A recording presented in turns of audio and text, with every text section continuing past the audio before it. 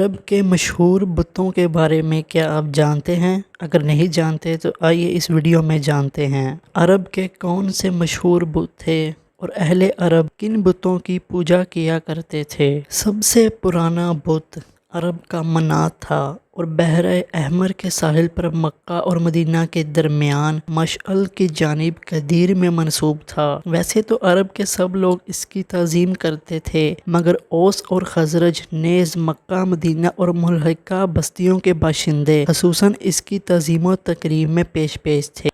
یہ لوگ اس کے نام پر جانور ذبح کرتے اور اس پر بیش قیمت نذرانے اور تحائف چڑھاتے تھے، مگر اس کی تعظیم میں اوس اور خزرج سب سے بڑے ہوئے تھے۔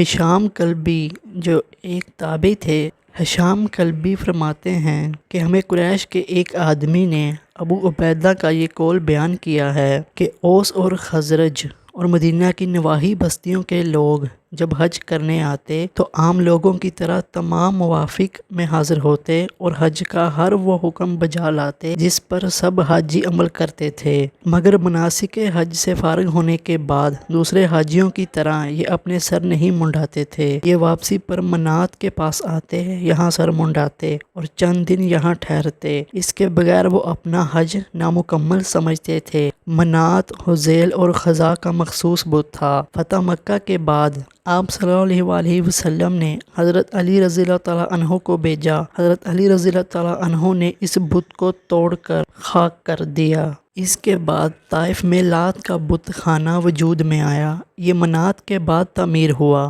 دراصل یہ چوکون پتھر تھا، ثقیف کے لوگ اس کے مجاور تھے، انہوں نے اس پر عالی شان عمارت کھڑی کر دی تھی۔ قریش اور عرب کے سب لوگ ہی اس کی تعظیم کرتے اور اس سے عقیدت کے باعث اپنے بچوں کے نام بھی اس کے نام پر رکھتے تھے۔ یہ بت خانہ طائف کی مسجد کے بائیں مینارہ کی جگہ واقع تھا۔ یہ برابر عبادت گاہ بنا رہا اور ثقیف کے حلقہ بگوش اسلام ہونے کے بعد آپ صلی اللہ علیہ وسلم کے فرمان کے مطابق مغیرہ بن شعبہ اور ابو سفیان بن حرب رضی اللہ تعالیٰ عنہ نے اس کو گرا دیا اور اس کے ملبے کو آگ لگا کر جلا دیا۔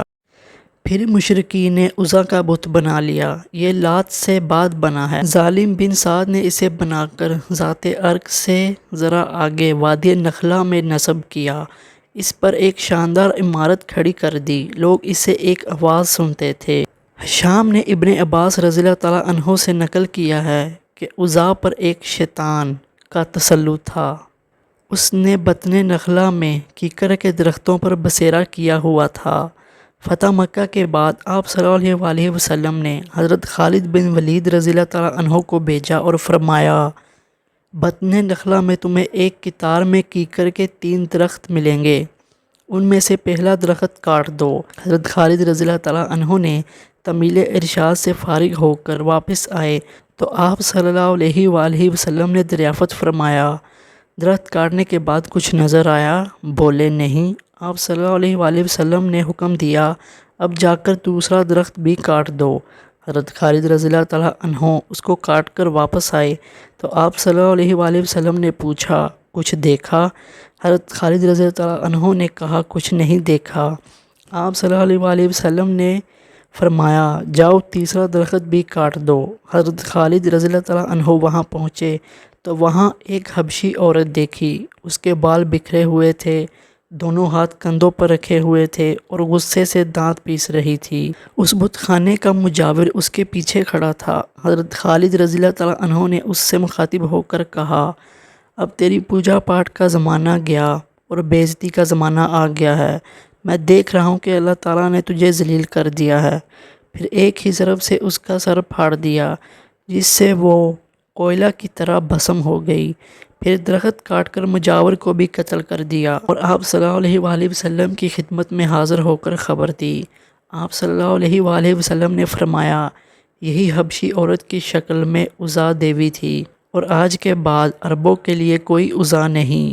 اگر آپ کو ویڈیو پسند آئی ہو تو لائک، سبسکرائب اور شیئر ضرور کریں اور کمنٹ میں اپنی رائے کا اظہار کریں۔ ملتے ہیں اگلی ویڈیو میں، تب تک کے لیے اللہ حافظ۔